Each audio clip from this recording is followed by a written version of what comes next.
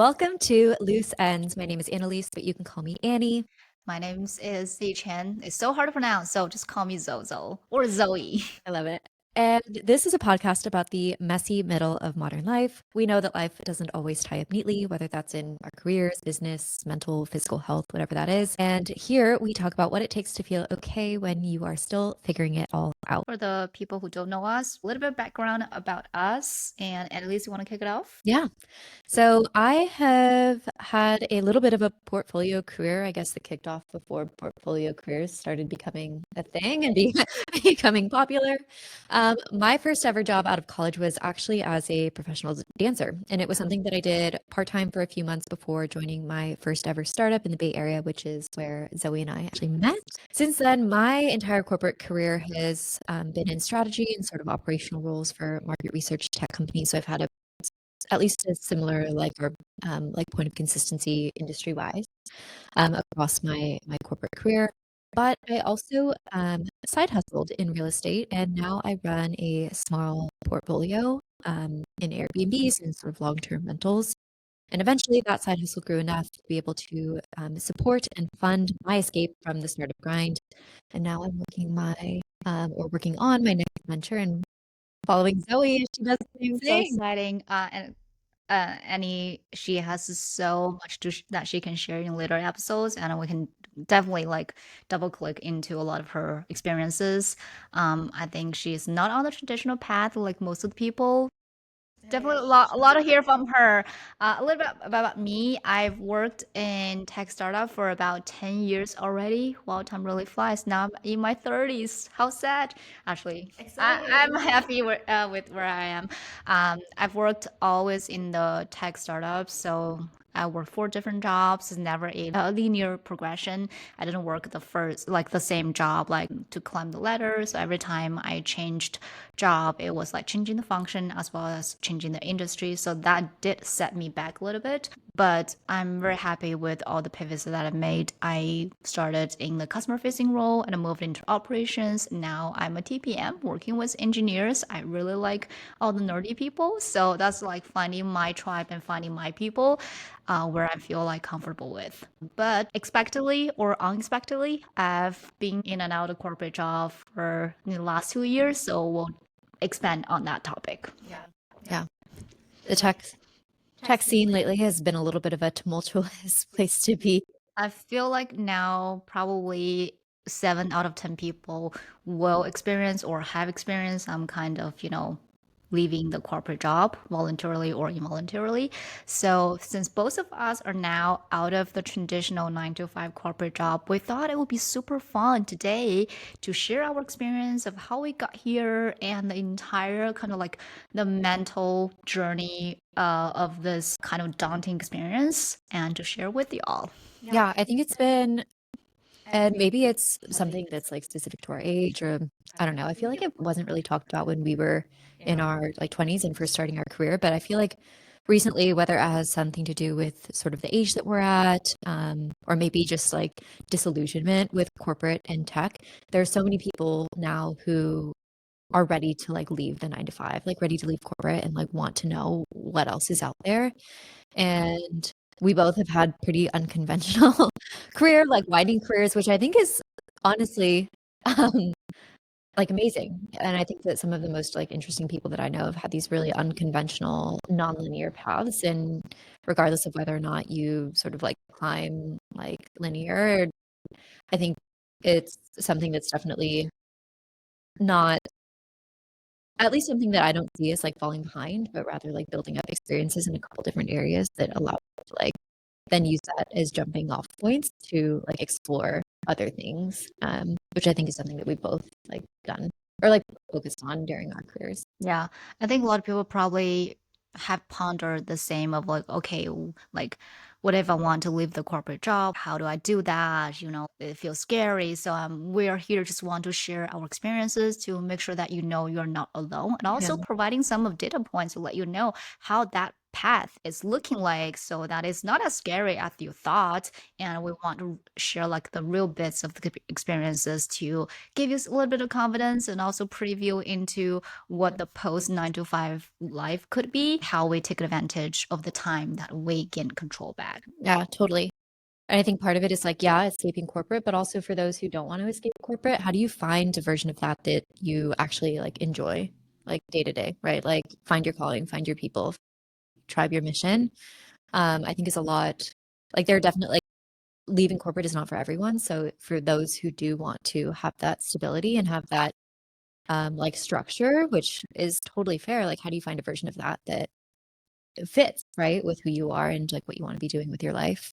Yeah, I think that the important part is like you actually make that decision for yourself whether you want to stay in corporate Hmm. or whether you want to explore alternative path, right? So, but you think about that, right? You made a decision to say, I actually really enjoy working corporate. I like the social part of the people working the team. I enjoy that atmosphere. So, I think that's the path for me. Perfect. You make that decision for yourself. But I think what we want to like avoid is being just like bluntly following the like societal correct path, and that's the only option you have in your life, right? So there are definitely a lot of options that have not been discussed enough other than the traditional 9 to 5. So here we're just trying to explore like other paths.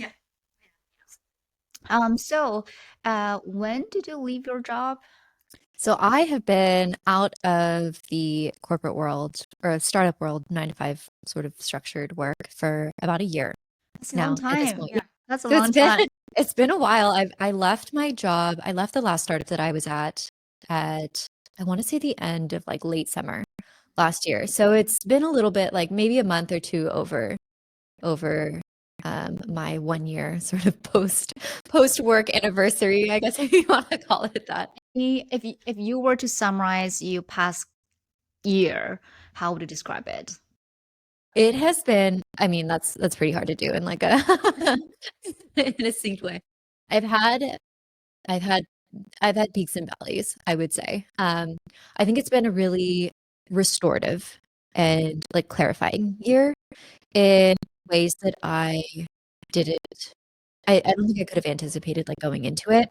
Um, I have done very little work for the entirety of the year. Of course, I have my like real estate stuff that I have ongoing, and that's been maybe about 10 hours of work a week, maybe 15 max.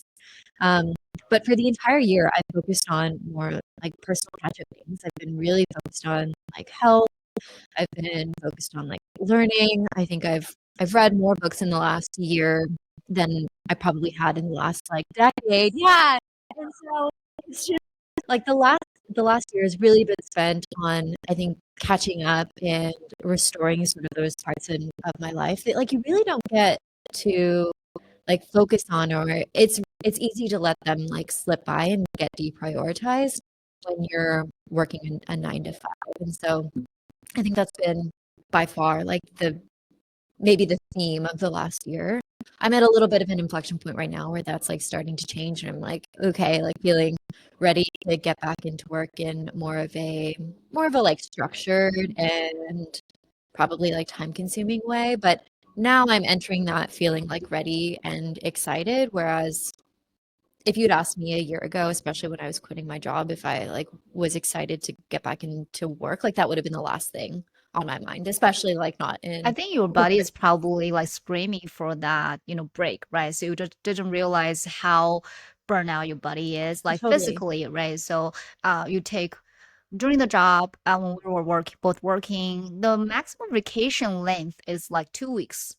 2 to 3 weeks, and your body is like on a different grind of trying to figure out logistically international travel and with jet lag everything. Your body never rested for like such a long time, and when you pause your body's like, oh, actually I need a lot more time to rebound. Oh yeah. So yeah, I'm glad that you take the time. I feel like I'm the type of person who is always hustling, is always on the go. And the moment I left my job, I did feel a lot like scared and also kind of worry about like the financial stuff of thing, even though I have a safety net to sustain me for a couple more months or even up to a year. But I was just feeling that peace of mind to let myself enjoy the time. But I did have a short break to make a disclaimer. So last May, I quit my job. Yeah, let's hear about your departure story. So right before Annie she left her job, I was con- Contemplating.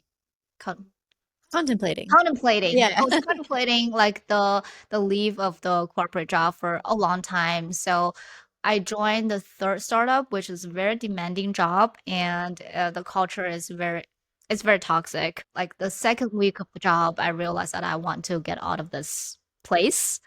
I mean, that's pretty quick. Yeah, that's pretty good. I know, but I still stayed there for, some of the benefits. You want to get options out of that. I want to maximize my time spent there. So, but I had been planning my leave and kind of like doing the math calculation in Since week Google. 2. Since week two, yeah, in Google spreadsheet and trying to figure out how much time, how much money I need to save intentionally to build up that safety net, and until like and then that's how I did my math. I realized that I can quit my job around May and give myself a little bit break up to 6 months probably. But then I jumped back into the market after 3 months, a very short break. But that was a good summer break. I felt like I was back in school. Yeah. That you had a 3 month long vacation where you're not thinking about working, coming back to work at all, and you enjoy every day of the life, the sunshine during the summertime. I traveled internationally. I read a lot more books.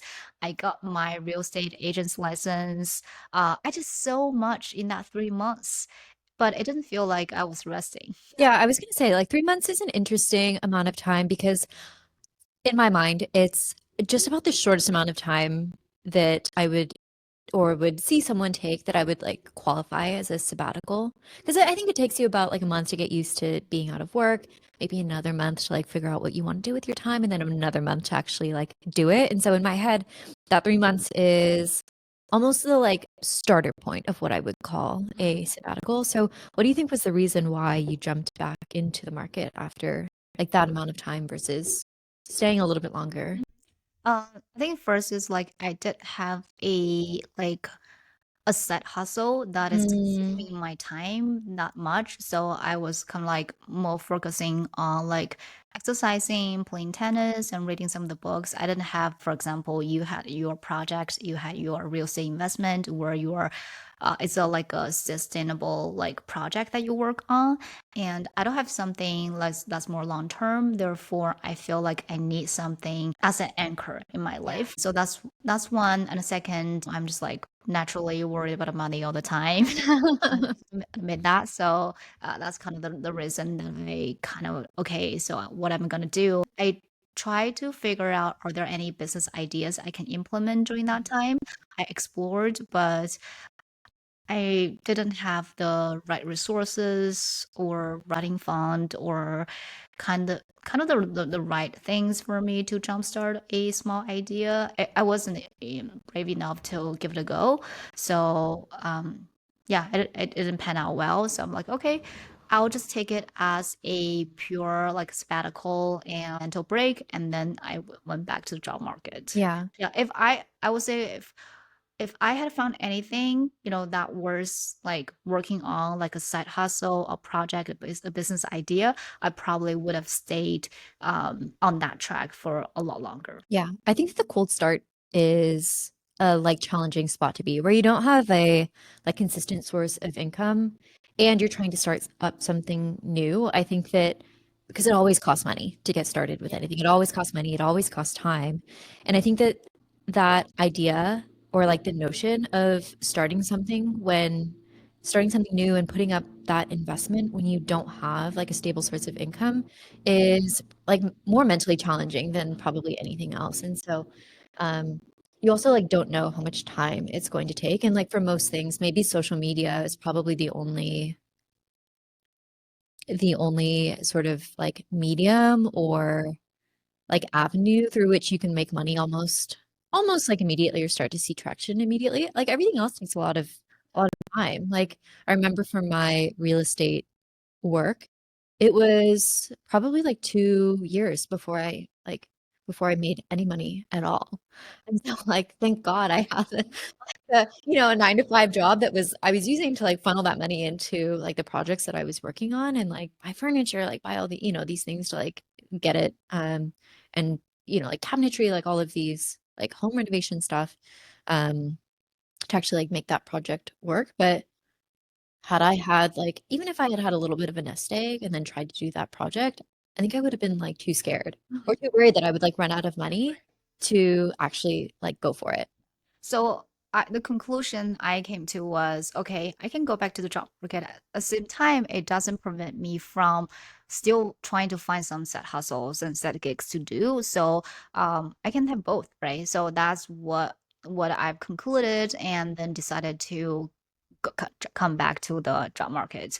But unfortunately, this year, this year, just right after my 1 year anniversary at the last company I was at, I got laid off, which is so common, which is so common nowadays. It's becoming so much more common now today too. So many people, talented people got like laid off, like because of the business restructuring, a lot of reasons that are out of your control. I actually took the news quite calmly. I felt like I knew there was going to be a layoff. I just didn't know that I was going to get impacted. So I was a little bit shocked and also pissed about me being infected. But I accepted, it is what it is. And luckily that I had anticipated that it will come at some point in my career. And I built up enough safety net to allow me to be out of work if I had to. I'm pretty kind of privileged in that sense, where I don't need to find a job the next day or on the visa where I will be deported if I don't have a job.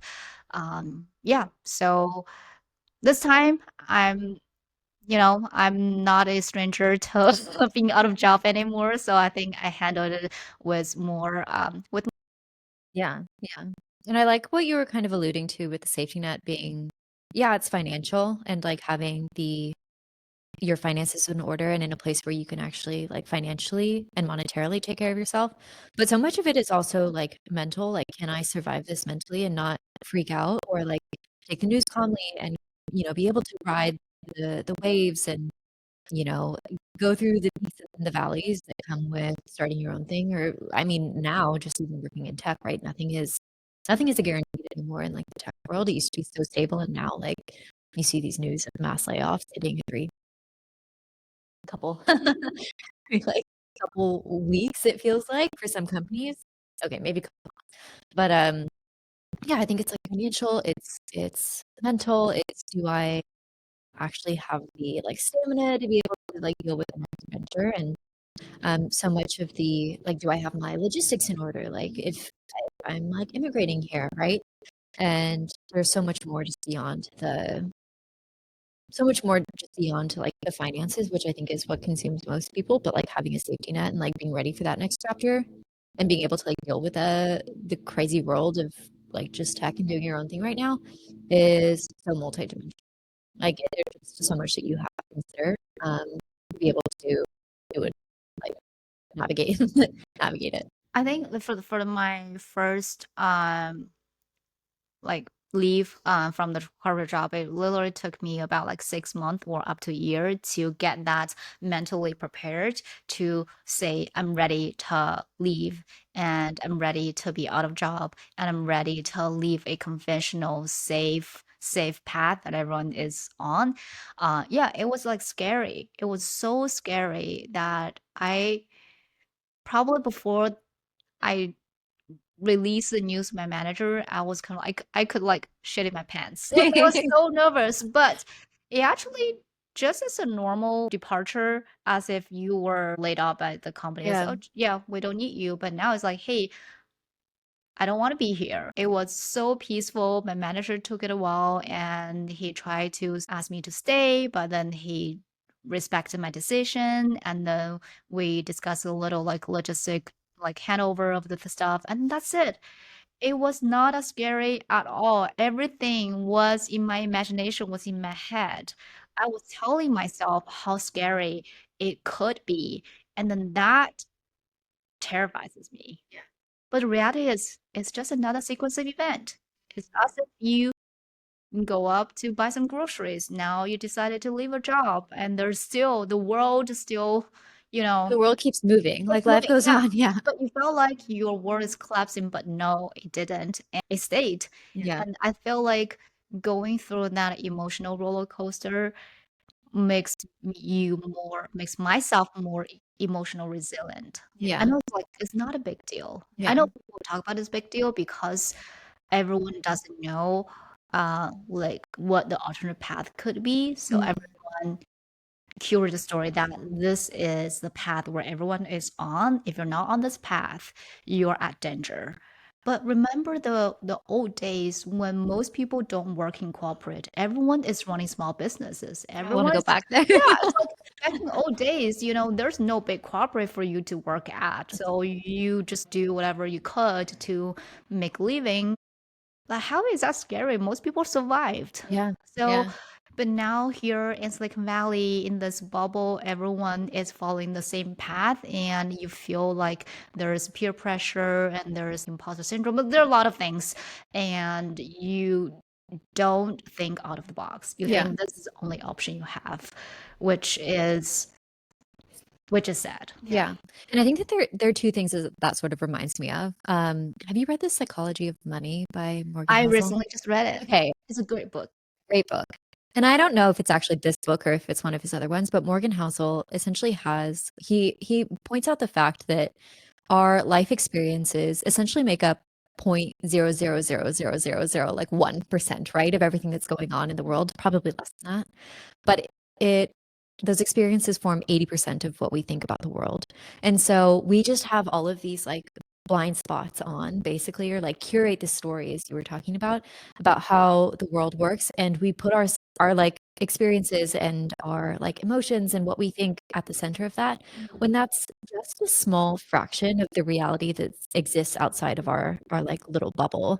And so the more that we expose ourselves to like those bigger ideas and like things, other alternative paths and things that are going on outside of our experiences, obviously the more that we can like whittle down that 80%. But we have no, like, you don't know what you don't know. And so just so much of our like understanding of the world is obviously like biased, but you don't realize how much of it is just a function of the fact that you're just like one person in a sea of like, you know, billions, and there's only so much you can ever experience. But the second thing that reminds me of is the fact that I think in Silicon Valley, like we've become so used to working for these really large companies.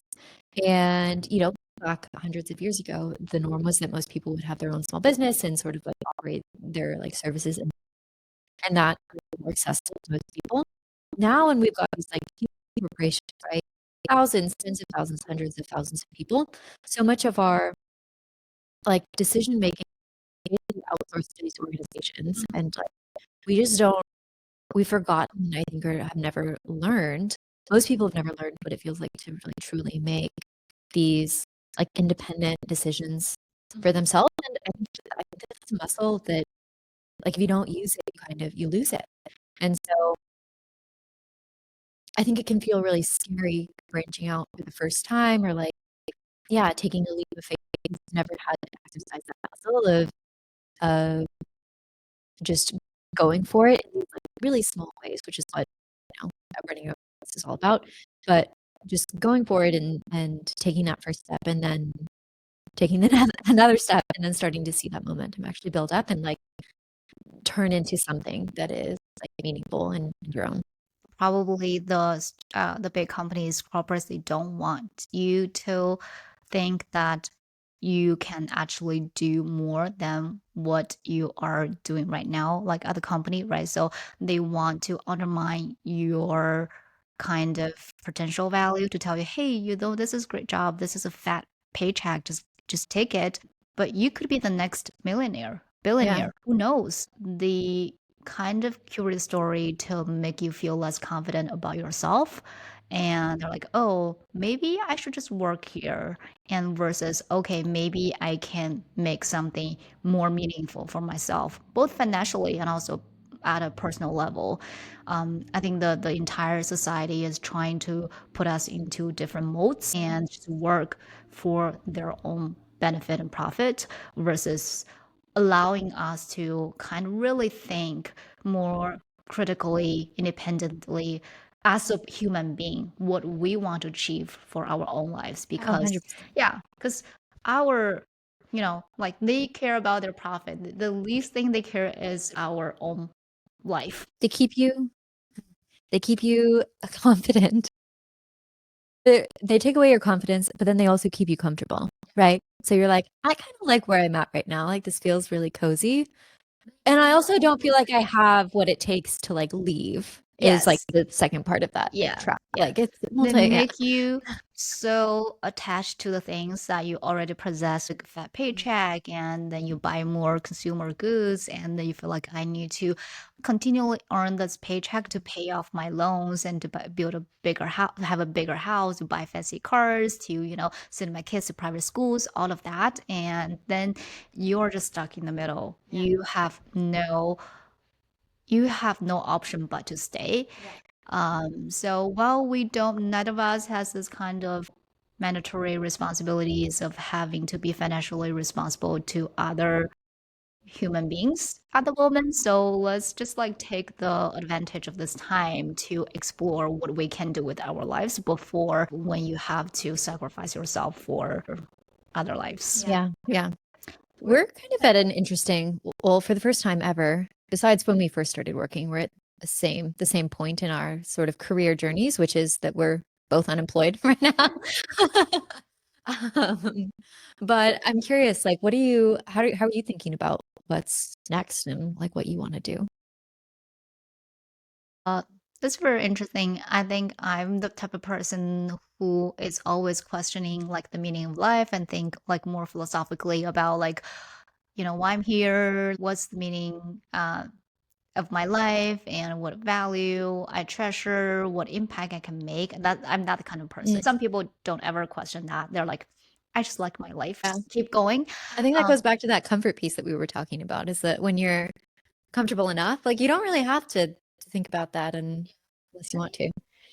haven't really figured out. That's why this podcast is called Loose Ends. I haven't figured out like what I want to do, but I do know that I want to create things that I have full control over, whether that's content creation, whether that's a small business idea. That's just something that I have full autonomy over, not being dictated by someone else's decisions on whether which project I should be doing, how I should be spending time, but build my own thing. It doesn't have to be a $1 billion startups. It could be really small business ideas. It could be some kind of services. It could be like content that is useful to other people. So I do want to intentionally build my own stuff.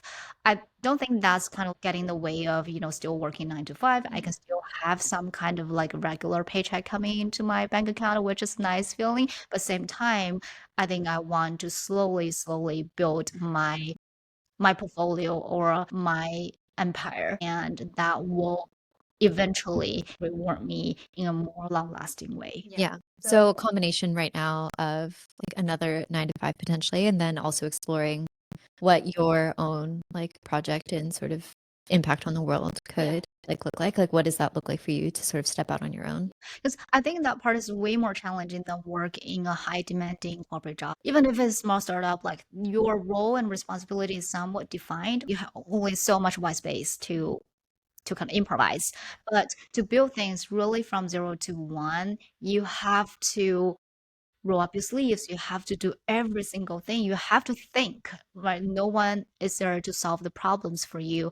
So I feel like that's the real challenging part that I really enjoy. And that building phase, that building something from 0 to 1 ignites the fire in me. Oh, that's what I feel excited about. I don't need to find a motivation of doing that. That just Yeah. pulls me in.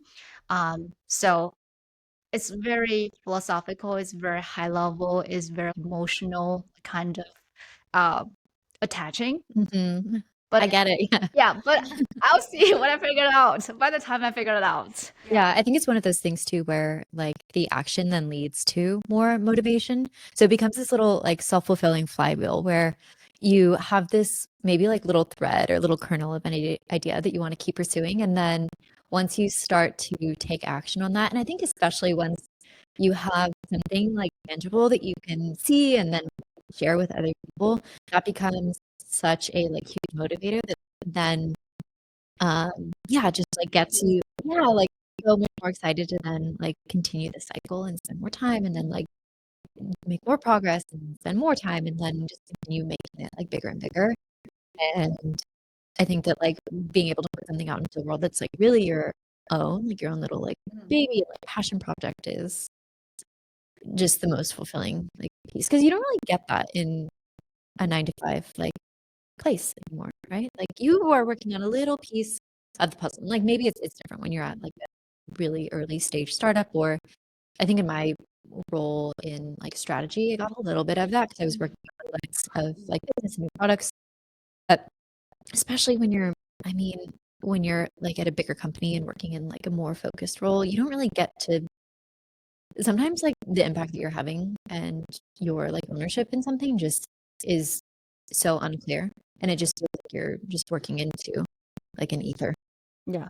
Even for a small startup, you feel like you thought you would have more autonomy, but actually, I think it's just like more responsibilities, right? So you're still confined by your boss. You like your boss saying you're still confined by the CEO's direction, and somebody can throw your ideas out of the window, ask you to redo something the way that they want it, and they have to answer to stakeholders. You have no real autonomy over what you want to do, but I think curating, carving out your own path is the only way that I feel like I'm in full control. I'm the pilot of my plane, and I can decide the route I'm taking, and I can decide how high or low, like the elevation I'm at of like flying. I can decide how many passengers I take on, make it a commercial, make it, like different use. I feel like that's the exciting part. That's just like liberating. Yeah. Yeah. You know that feeling? It's Oh, yeah.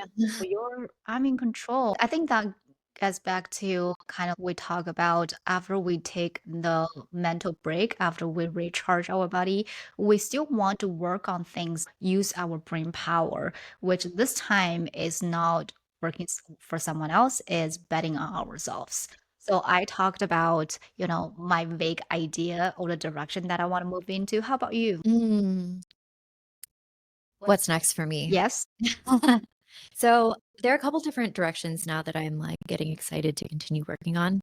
Um, I think one big theme I realized that, I mean, it's always been really important to me. I think maybe we can talk about like our backgrounds, like our like real backgrounds. In one of our like later episodes, maybe like get to know you, sort of deep dive.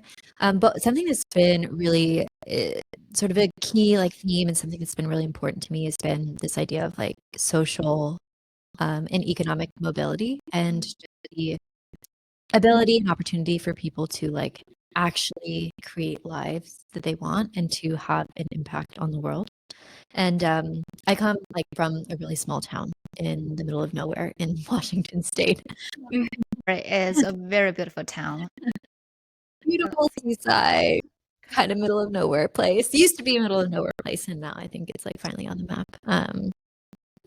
But yeah, I think that like growing up, I definitely felt like, or you sort of don't know like how much opportunity is out there. And now, I think one thing that's been a little bit like scarier that's sort of been like a realization for me is that the opportunity to, I think, like live a really fulfilling and like meaningful life, and that's like financially, that is socially, that is like health wise, is increasingly becoming out of reach for a lot of people. And to me, that's scary because I think what ends up happening or like the risk of that, as more and more people aren't able to like become financially stable and have the opportunities sort of to pursue their dreams as like we are right now, the more potential gets locked up. And so all of these things that are so important for like, human and like just collective like thriving, like healthcare, like education, like become less of a priority. And so what's next for me is I am wanting to pursue work, whether that's like volunteering or like content creation, like what I'm actually doing right now with my other YouTube channel that's focused on helping people essentially get to that next stage of their life. My background is in design, so doing that through a combination of like breaking down how systems are designed, which is also what I focused on in market research. Tech is understanding how people think and how we create systems to design systems essentially to take advantage of that, and then helping people navigate it so that they can get to essentially their like second like stage of life and focus on what's actually meaningful um, to them. Then I'm like really excited to get back into creative work. I feel like that is something that I definitely lost or put on the back burner during the last like decade of my life. And like, yeah, dance was a little bit of a creative outlet for that, I think, when I first started working. But I used to like draw and paint and do all these creative things as a kid. And like I just kind of I was at dinner actually with my parents the other day, and they were reminding me of like all these things that I used to just like do in my free time.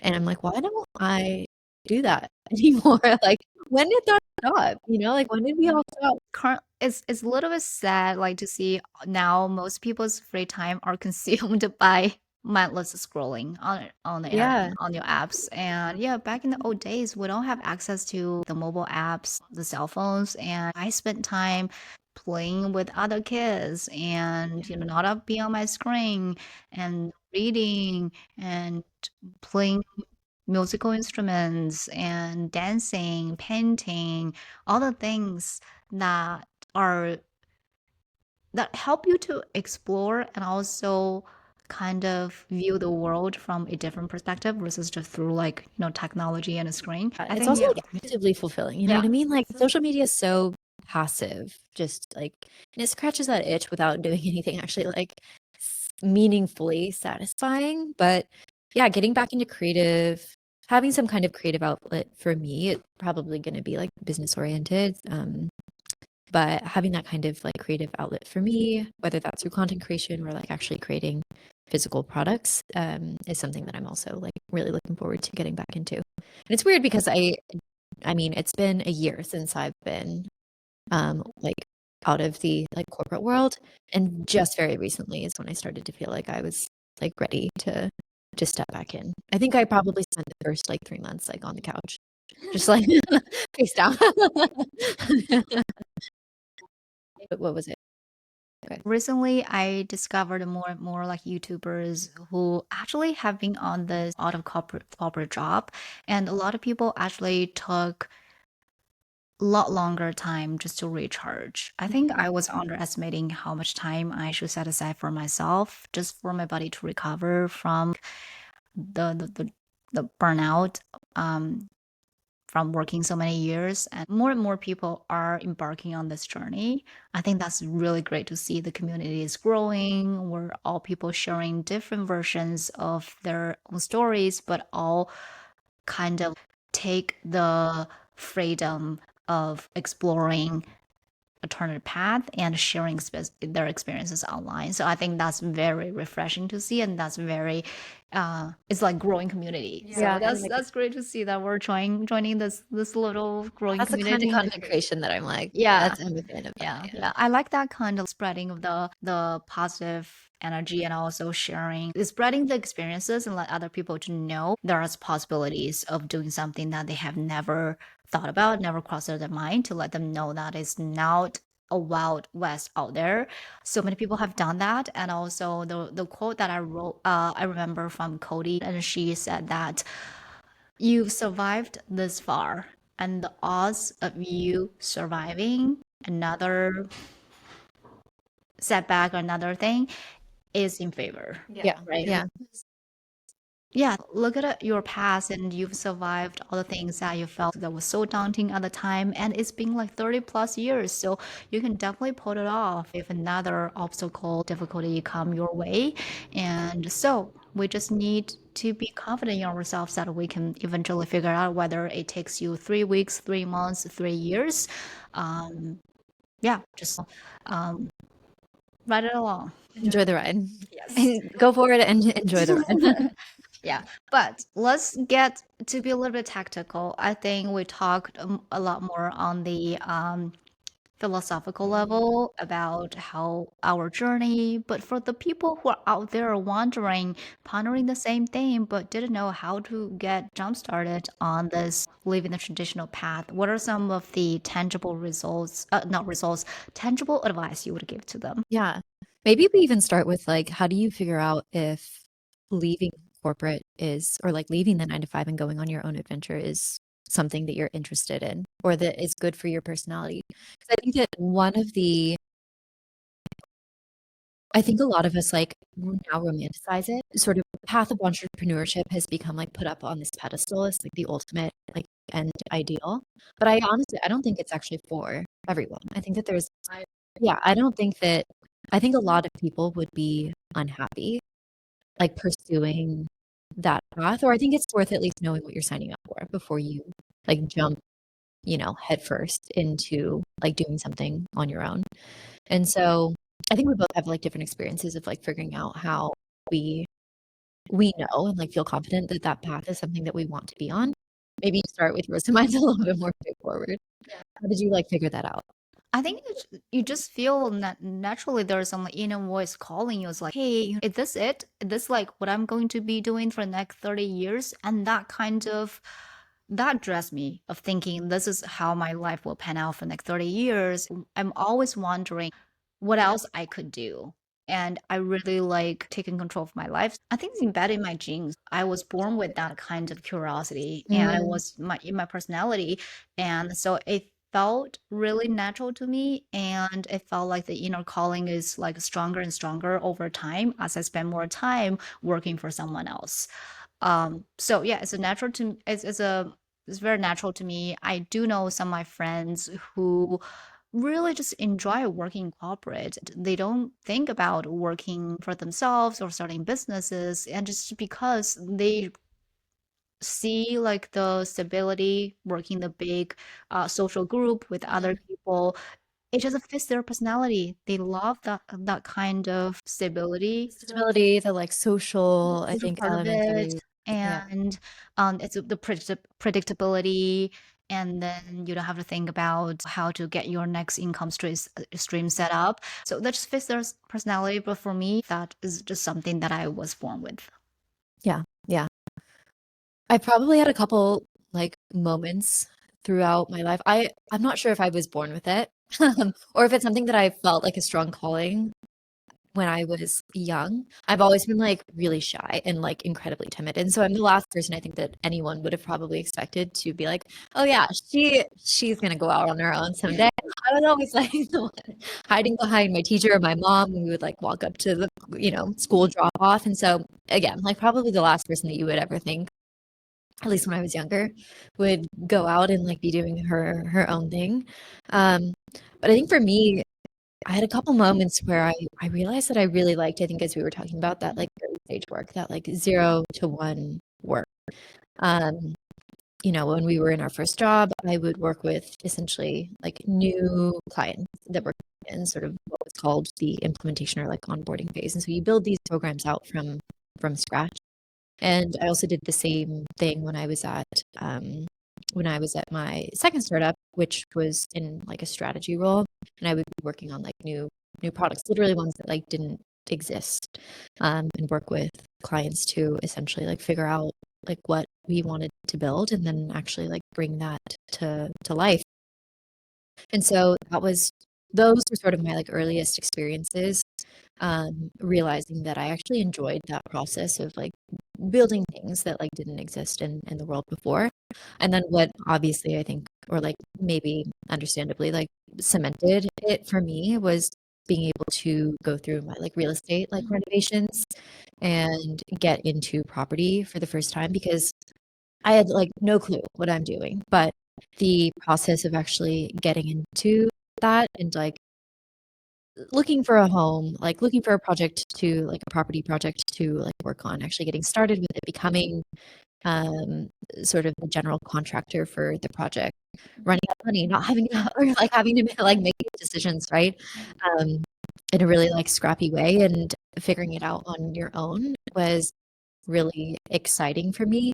And that was sort of my like first baby taste of like truly independent work where I was the person funding the project. I was the person setting the direction, and I was the person like actually executing, like just The jury true one executioner, person, the like one a person really team. one person team, like managing this whole project end to end. And that's when I was like, okay, like I like this so much more than like what I love it. Like I I can like my relate. coworkers. I can probably relate to how Yeah. fulfilling that experience would be, right? So, like, Yeah. really starting from not knowing anything, doing your research and talking to Yeah. contractors, picking your furniture and like installing, calculating your spending, all of that. It's like, to some people, those are like just like, there's so much hassle, so much work. But I think for both of us, we do enjoy that kind of like exploration Yeah. experiment and to see something not existed before and like created by you, not kind of creation that output. It's a Yeah, you can like different, point to it and say yeah, like I like built that. Like yeah, I did that. yeah. It's just talking about it gets me so excited. I think it's so fulfilling and like having those small projects where you can like try it out, whether that's in your 9 to 5 and you're able to get into a role where you can actually like build something like end to end and not just, like a small piece of the puzzle, but like truly something that like causes you to stretch outside of your like function. I think is a good way to like try the waters and see if that's something that you actually enjoy. And then you can continue to get like bigger and bigger with the types of projects and, the scale of the projects and the newness of the projects, right? To figure out if that's something that you would truly enjoy. So to summarize, the first point is to kind of decide if this is something you actually want to try out. Yeah. Okay. And then the second, I think, is to like find small ways to start to then actually like do the thing, like take the action, not just theorize around it, because you never know until you actually do it. So find small ways to get started and then get bigger and bigger until you like feel sure that like this is something like a direction that you are excited about, taking your work in. And then beyond that, what would you say for people that are contemplating then like making the leap full time?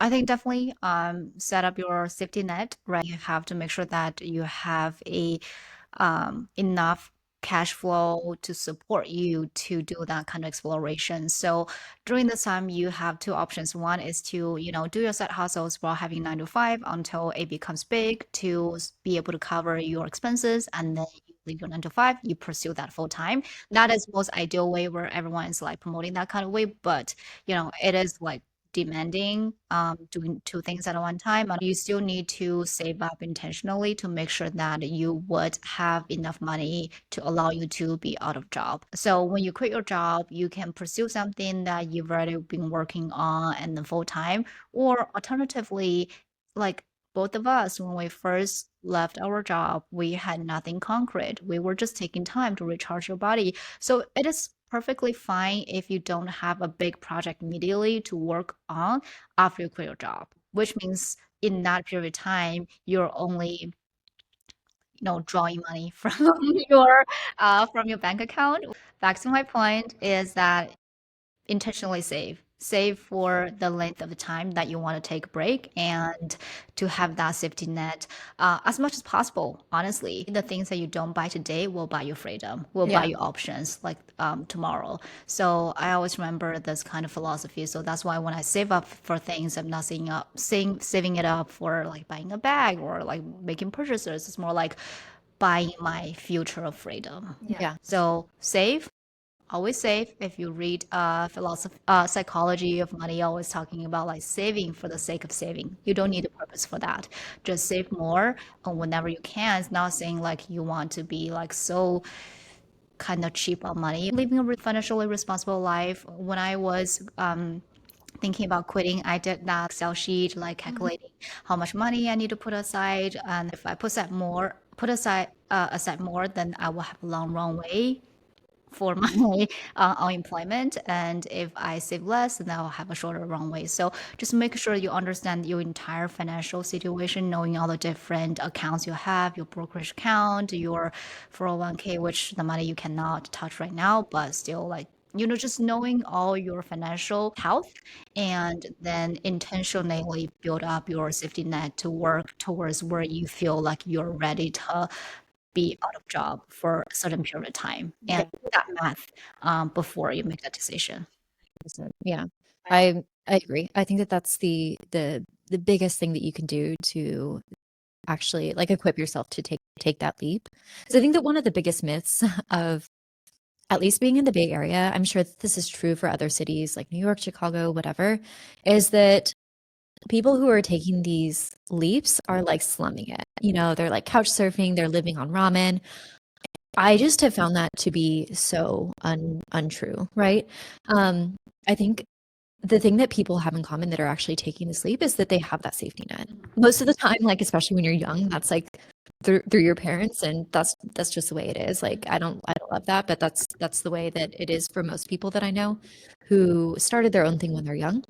But I think that when you as you like sort of get into your 30s and have, you know, career stability and have done the saving and have done the work to set yourself up like financially and, you know, have had access to a job that allows you to do that, then it's just about creating that safety net. And I think as you were talking about, there are two main ways to do that.